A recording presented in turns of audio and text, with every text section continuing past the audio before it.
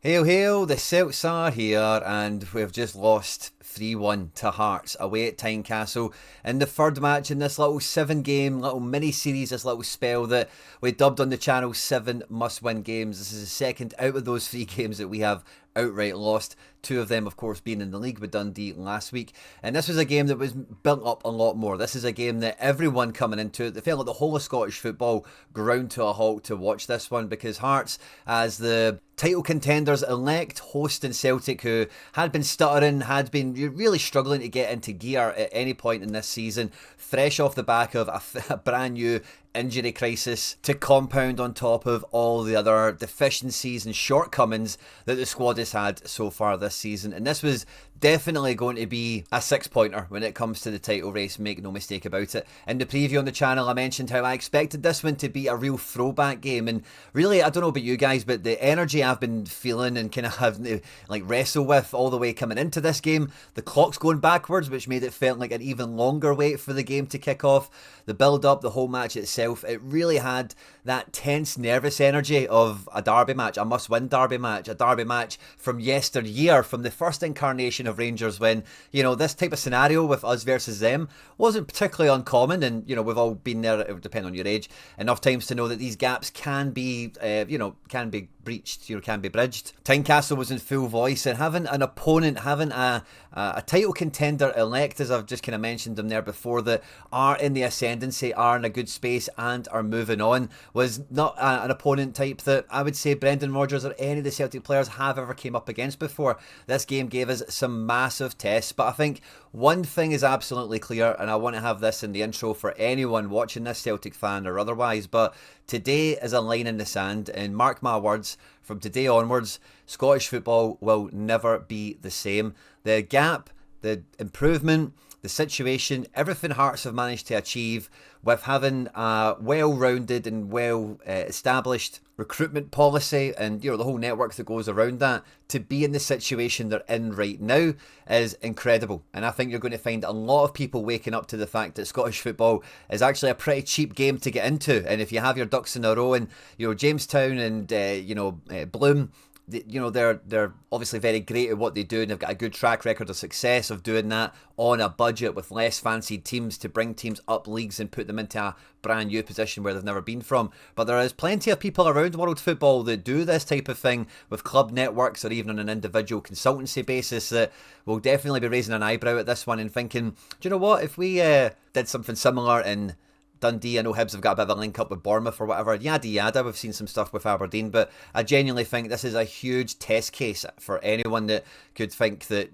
they want to get into a club that could access European football and even potentially go on and win domestic trophies in some case, and we're a long way away from that. But the victory today, the way that Hearts played, how effective all their new signings were, even with that kind of domestic manager and Derek McInnes have not brought some fancy guy from the continent or anything like that, it really is just real proof in the pudding. And I'm extremely hopeful that from a Celtic point of view, it is the cold shower, it is the wake-up call that we have all been praying for, that the club can get their head out the sand and see that they are so far behind the pack. They are so far behind the curve.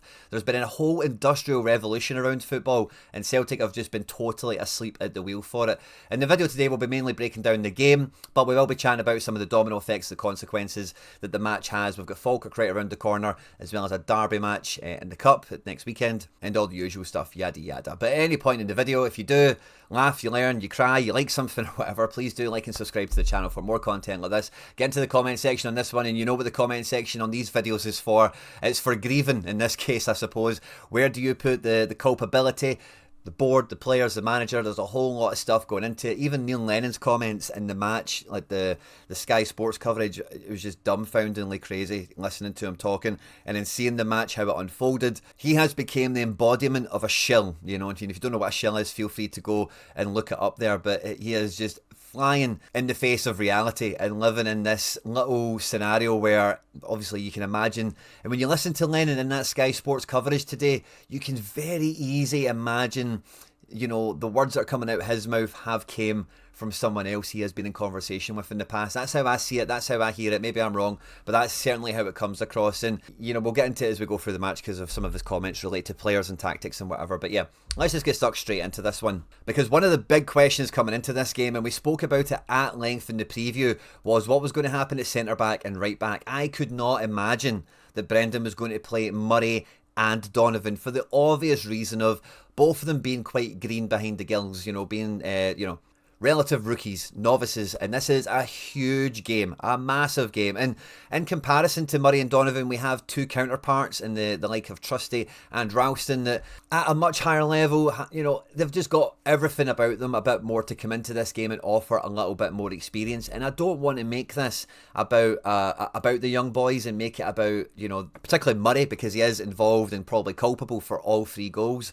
But this, from me, in terms of you want to put anything in the dugout, this is totally a Brendan Rodgers decision where, if you think about Anthony Ralston at his best, it is backs against the wall, it is danger defending for Scotland and international tournaments and all the rest of it, and for us when we've had big players injured in Europe and for big domestic matches.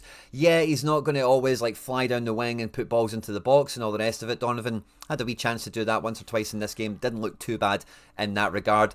Wasn't really that bad defensively, but you did feel that the inexperience and the uncertainty that these two kind of brought into the game, it was kind of the catalyst for some of the errors and some of the openings that Hearts were able to fashion. So I found this a wild surprise, and if you missed the preview, I thought it would have been Trusty and Donovan personally, or Murray and Ralston, depending on how the manager wanted to work it. I could have even seen him going Trusty and Ralston just to pay Derek McInnes, Tynecastle, Hearts, the table, the kind of consideration I think it deserved coming into this game, considering the amount of minutes we've been playing. We're playing Tierney for a 3rd game in a row, which I think we all expected coming into this one, but that was a big surprise at the beginning. Now, when we spoke in the preview, I did say that a big part of how this game was going to go would be Derek McInnes. Would he stick to the how to beat Celtic playbook that he pretty much wrote and distributed across the league with teams like, you know, Aberdeen formerly, and some good results he's had with us against Kilmarnock, and we've seen the likes of Dundee and Motherwells and St Mirren's. Lots of teams do, where you put everyone behind the ball and you try and counter attack with 3 or 4. Or would he stay, let's keep doing what we are doing, we're top of the league, we're at home, everyone's fit, let's just go as we normally do, and we're going to fight Celtic toe for toe, we're going to fight fire with fire, and, you know, may the best man win kind of approach, which, you know, fair play to them. Yeah, it has to be said. One difference they did make, though, was their back 4 was a lot more tight, was a lot more narrow, and with them sticking to the same shape, one thing that I noticed when I'd watched Hearts against Kilmarnock was they really did double up down the left-hand side to get on to Kizaridis and Braga to double team down the Kilmarnock right and then try and create some openings. And Hearts, I actually think, were really, really smart in this game, because although they desperately wanted to play down the left and get the ball down to Kizaridis and Braga, they were so often trying to keep the ball in the middle or play down the right and trying to get everyone else in the pitch to come across and give space, because every single time the ball get played to Kizaridis, there was an acre of space out here, one-on-one with Donovan. There wasn't him and Braga running down the line. Kingsley didn't come down and support. It was always, every time the ball came into here, Kizaridis had a one-on-one with Donovan with a lot of space in and behind, and I think for the most part these opportunities were defended well, but Hearts definitely knew where the route to go was. They knew how to attack in these situations, and they anchored themselves really high in the pitch. You know, early going in this game, I'm saying the defence was narrow, but it wasn't deep. You know, they kept themselves together. They had a bit of a high line in this one, and again, recruitment really does help them implement their style of play into this, because Schwallow, if you get any full-blooded German goalkeeper that plays Bundesliga 2, Bundesliga, they can sweeper keeper all day. They can protect an offside trap and make sure that if the offside trap does get broken, the threat of the goalkeeper is enough to kind of shut it down. That allowed Hearts to play a bit higher, and ultimately, just in the opening stages of the game, anchored himself up a lot higher. And the initial stages, it worked really well. Kenny was, I don't want to quite say a man down, but my fear was coming into this game that Kenny wouldn't get any change out of Finlay and Halkett. I'm actually thinking I need to swap them sides. But in any case, that didn't really happen. And when they were going man for man with the rest of the team here, with Devlin and Beningame on McGregor and Engels, you know, the initial kind of 4 or 5 minutes of the game, they did a really good job at quite high up the pitch without really like pressing us. into a man-v-man situation. And on the occasions where we did manage to pick up the ball in the early stages of the match and try and knit some play together, they did really well at making a really tight triangle in here with Beningame, Devlin and Braga. And Celtic quite often reverted to the kind of bigger triangle in midfield that we like to have so often. We are obsessed with stretching the team across the pitch from left to right, and we're obsessed with symmetry, and Hearts really just allowed us to play into this. But whenever Hearts weren't able to establish this little triangle in the middle between Braga, Beningame and Devlin, we managed to catch them out quite nicely, because whenever Engels was a bit higher up the pitch, Devlin would get stuck to him, Beningame would be stuck to Hatate, and McGregor really had the bit between the teeth today, and he really sensed it. You see it with his goal, how the chance comes, where if he can get in and behind Beningame and Devlin, there was nobody else covering there. So if Kenny's making a run and taking a centre back with him, McGregor just jumped. In the first half, we'd seen this 2 or 3 times, and it worked fantastically well, whether he took the ball out of a crowd and then penetrated through these areas here, and he got the sense of, if you can get by Beningame and Devlin, you're putting the back four on the back foot and we'll make things happen. And I think all the praise for McGregor first half was born out of this awareness and actioning this type of weakness that Hearts had. And they really did struggle at times between Braga and Shanklin to get a handle on who's going to sit on McGregor, because we know that is part of the McInnes playbook of sit on McGregor, you stop McGregor, you stop Celtic kind of attitude. Whereas this was kind of the opposite, where because they were sticking to a 2-man midfield and Engels was bouncing, Engels honestly in the first half was a motor, was an absolute engine, was covering the entire pitch, and whenever he was flipping from being a deep midfielder to being a high one, they would just, between him and Hatate, it would just give an extra body to occupy their midfield too. And like I say, McGregor then looked a lot better, actually penetrated the game, actually grabbed the game by the scruff of the neck and gave us like a cutting edge kind of tempo, and it was great to see. But Rio Hatate really picked up where he left off against Strumpf Graz, and I've been one of Hatate's biggest fans, and I've kind of been trying to highlight over the last couple of videos that really the margins between Hatate being great and terrible is super, super thin.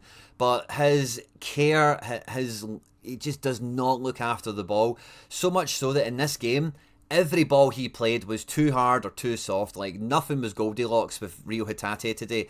Absolutely everything backfired, except for the ball. He played a lovely ball in for Tuneke, or it might have been Tierney, but he played a lovely ball for the Negren chance. That was the only pass Hatate made that was on point, that went to the right place, at the right weight, the right speed, and it created something for us. He was an absolute passenger today, sadly. Defensively, he was still like his capable self, but he's not cutting anyone open. He's not creating any attacking opportunities for us. And then around this time, we get the Murray own goal, and again, we can talk about how that own goal transpires if he's like in more detail. I personally think it's a bit redundant at this point. We've probably all seen the replays, but again, it kind of comes, this really epitomised everything I tried to put across in the preview, where this game, the main currency of it was going to be mistakes. It was going to be set pieces, and could be something like penalties ultimately. We get there eventually, but the own goal from a deep free kick, second ball situation is the epitome of what will decide these games. It's a harsh first goal to concede. The first goal in these games is so valuable, and Murray, I felt bad for him, because you just know what's coming. Donovan and Murray both starting. Murray gives away the first goal. McGregor does great to get us back into it, as we kind of spoke about his play, and taking Hearts, maybe not quite cold, but certainly unaware. They're still figuring things out, like, when are you picking up McGregor? When will I pick him up? Do we pick him up? Where's Engels? Is he deeper? Is he higher? And they were really kind of learning on the job, as it were, how to go toe-to-toe with Celtic. And the style of play that they did give us, like, there's really no excuses for whatever the style of play is we are meant to be implementing. One of the things I often try and talk about here on the channel is our routes to goal, and it feels like we don't have one, like quite clearly we don't have the ability to make clinical chances. We don't have any players in the team that can rule break and just go and double up and make something happen. We've seen plenty of that from Hearts. We see plenty of it from other very well coached teams. And beyond, like, there was a few moments where we had some nice triangle movement down the left hand side. That's kind of how Negren actually gets on the ball to find McGregor, before McGregor then plays the ball down the left before eventually getting back on it. But we never really string a passage of play together in this match. We really struggled to get, I would say, even 3 passes together consistently, and I'm not talking about Schmeichel to Scales. I think we've seen them just do tic-tac-toe for about 5 minutes at one point. And honestly, like, again, this is something I've tried to highlight as often as I possibly can, and I think today is a fantastic example of it. But when you feel that we have Negren at right wing, he isn't a right winger, we can all see that, we don't need to go into that in much more detail.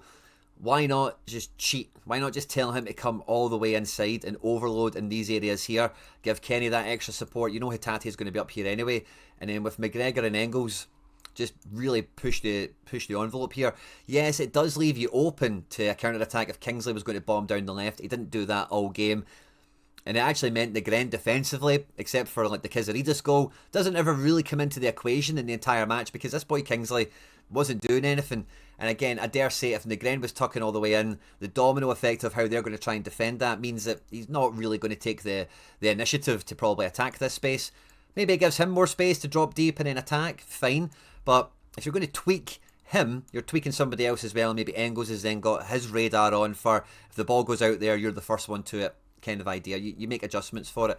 Because we are constantly going down to Taneke, who against this McEntee boy, like I keep saying with Taneke, like he looks good, he looks the part, but he's not really done anything. He's not really produced anything to be the saviour of the team where we put all our eggs in the Taneke basket. Everything we're doing is go down the left, go down the left, go down the left, and we're putting him up there himself, and even when he does get by someday, there's not always great options. He's not always got enough support to actually make these opportunities count, and we just look really bereft of ideas. And I think the best way I would sum up the style of play, or whatever it is, the philosophy at Celtic or whatever, it really just feels like someone's got both their hands off the wheel now, and it's just on autopilot, and it's just like, okay, well, we're meant to be going in a straight line at this tempo, so let's just see how we go. There's no invention, there's no problem solving, there's no thinking outside the box to, like I say, just push the Negren all the way in, try and own the middle of the pitch a bit more and create chances for the striker. And even Taneke then, if he does get wide, there's just more chance of someone being able to help him. And again, you can look at any of our good passages of play,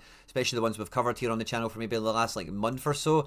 They're very few and far between, but it often features both the attacking eights, as Brendan likes to call them, and a winger tripling up in here. And yeah, if they've got a full-back as well, all the better. But we don't do that. We put Negren out here, we put Taneke out here, we put Kenny up against the strikers, and we tell each of them, you've got to win your job, you've got to win your battle. We then tell Engels is doing like 2 jobs in this team, maybe a job and a half. Hatate, a job and a half. McGregor, maybe about the same. But with the forward players, we just expect them to do one thing and one thing only, and we don't give them the pressure. We don't. And, I'm saying Engels is doing 2 jobs here, but it's really just defending and attacking midfield. I'm maybe being a bit generous saying he's doing 2 jobs here. If you think about Hearts, McInnes even said at post-match, they were all doing 2 jobs each, like fully. And you don't feel that from Celtic. And I do think it's maybe, the midfield do work hard. I don't want to say that they're not. But in terms of attack, nobody is just waking up to reality and going, well, I don't need to be all the way out here. Let me just get all the way over here and cheat for 5 minutes and see if we can force something to happen. Or even with Engels, it could be any number of these players, because really, the boy Milne is a fullback with a left foot. He wants to come inside. He has the switch of play for them.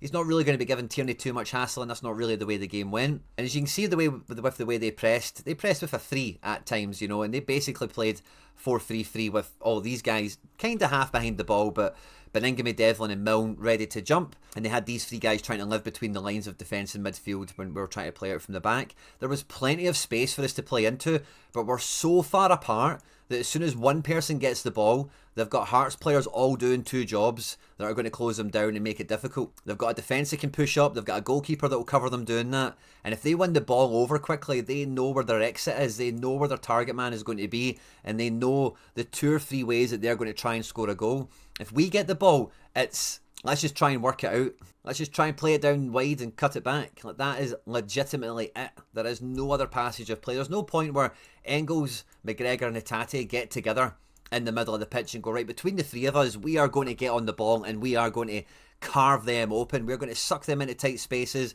And as soon as this happens, then boom, we'll hit Negren. And then you've got to run and support the striker, play Kenny front post, Taneki's coming in as well, and you do something like that. Everyone is so spread out that if you do get somebody on the ball, they've got minimum 1.5 people to beat. And I mean half, because you'll have somebody close to you, and then if you do get by them, like is the case with Taneke can dribble by 2 people. I've seen him do it enough times. He can definitely dribble by 1 person, but he is really needing to dribble by 2 people every time to get something away. He doesn't have any help, and sometimes he's got 3 people to deal with because he's all by himself up there. I don't really hold... the only blame I leave at the players in this match and in these situations is someone not just waking up and getting real with it and going, we need to win this game. The goal is in the middle of the pitch. It isn't out in the wide areas. They want us out in the wide areas. We're crossing for Johnny Kenny and then later on Shin Yamada. 2 guys that are, like, not exactly towering beasts in the box, are they? And Engels maybe is a big guy, but look, who are we crossing for, really? Why do we not have passages of play well rehearsed where we can get the team attacking, where we can own the middle of the pitch and then attack space with the wide players when they have space to attack into, rather than putting them on the ball and tell them, create us space, create us a chance with this wall of people in front of you. Now we get into the second half, and for the most part, it was Engels being a bit deeper than McGregor, with Hatate really supporting Kenny. But we came out at half time and I'm thinking, right, what has Brendan done? Have we tweaked anything? Are we trying to push the envelope here? Have we got a change of shape in the offing later in the match? Anything at all? But no, there wasn't. And the second half of this really did become a bit of a throwback derby match. If again, depends on your age and how much you can remember of them and all the rest of it. It was a long time ago. We're talking the thick end of 20 years at this point, where planning, tactics, it's gone. It's out the window, really, by the time we get to the second half. It is 11 guys versus 11 guys, a ball and a ref, just running about, essentially, for the second half. The passages of play, a lot of formation, really does break down. But one of the things that doesn't break down is our pattern, is our rigidity into being symmetrical and so well spread out. Shanklin scores the penalty, and then on the 60th minute, we make a triple substitution where we bring off Sebastian Teneke for James Forrest, which seemed a bit weird to me at the time. He was the only player willing to take somebody on, and rather than giving him help with taking him off, we went Kenny for Shin, which I think everyone was kind of happy with. Kenny was not giving us anything in the game, was getting no change at all out of those centre-backs. And then we had Hatate coming off for Balikwisha. Now, when you know that Forrest is coming on, so you know that he's going to go to right wing. Engels is probably going Negrent is probably going to come back into midfield. Engels will go to the left and Balikwisha will come on. And I thought, okay, this isn't a bad move, really. We've seen Celtic try 3 at the back in recent weeks. Brendan hinted at maybe changing it or looking at it prior to the Sturm Graz game. And I thought with a triple sub, we would have kept Teneke on. I thought with a triple sub, we would have tried to keep probably Hatate on, because for all of Hatate's failings, he does have a lot of energy. He does win the ball back for us, and he does have a habit of coming good. So, like, fine, if you want to take him off, I've got no complaints or arguments with it, really. Even keeping on Kenny and Shin, something, but there's no turn of the dial up here. We've taken one left winger off who was out on his lonesome in no man's land, asked to do something that he's not really got in his locker, and we're losing. We're not winning, and let's just make sure we don't concede any goals second half. That's not, it's the absolute opposite of the reality that we've got here. And Balikwisha, yeah, he's not really keen on firing a guy 1v1 in the dribble or anything, but his distribution is brilliant, his passing is quality, and he does have a really good football IQ. Some of the balls he played were nice, but again, I just feel that he is out here by himself. He's not got any support from the fullback.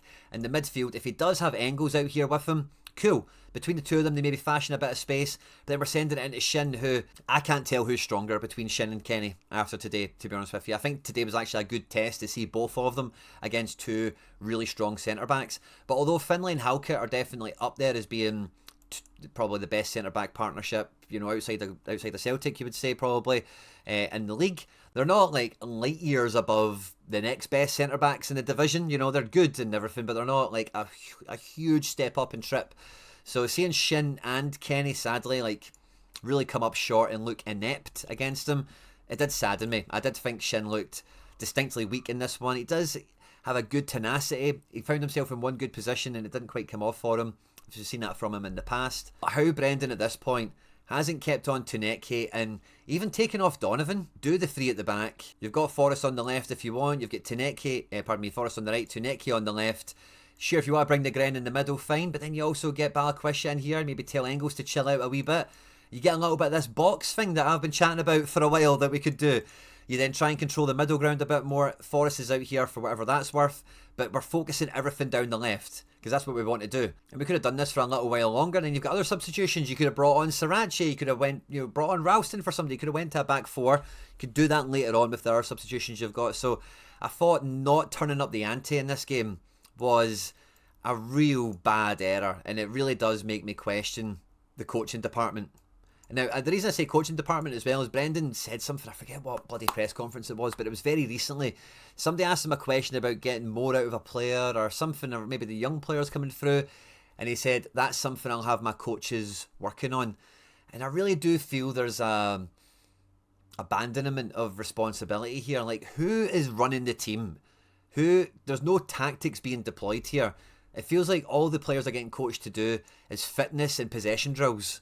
There's no attack. There's no sequence of play. There's no attacking phase of play. There's no distinct routes to go where you can feel that the team is being coached and pushed into a certain direction. Eventually, Negren runs out of huff and puff because he's played right wing for the last 2 games and maybe not quite got that motor in him. And Luke McCowan comes on. And I thought McCowan and Forrest link well. McCowan has a long shot. He's a bit unlucky not to get his back into it, you would say.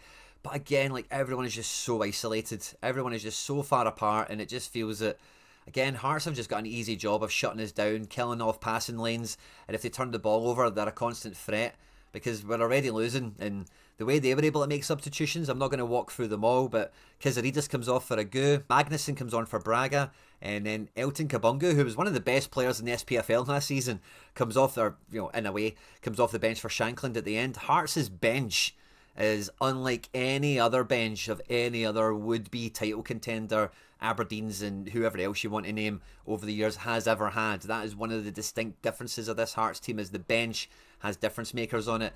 And although it didn't really pay off for them in this game, it was a constant threat to us, and it's maybe what stopped Brendan going up a gear a little bit, because he was worried that if he did, we lost this 3-1. Imagine we conceded another 1 or 2. What that, I'm not saying 3-1 is anything but an embarrassment, but imagine it was 4 or 5. And as we come to the match ratings, to be honest with you, I have really got no motivation to really look through our players today and talk about dual success and pass counts and who affected the final third and who was really good at the back and all the rest of it.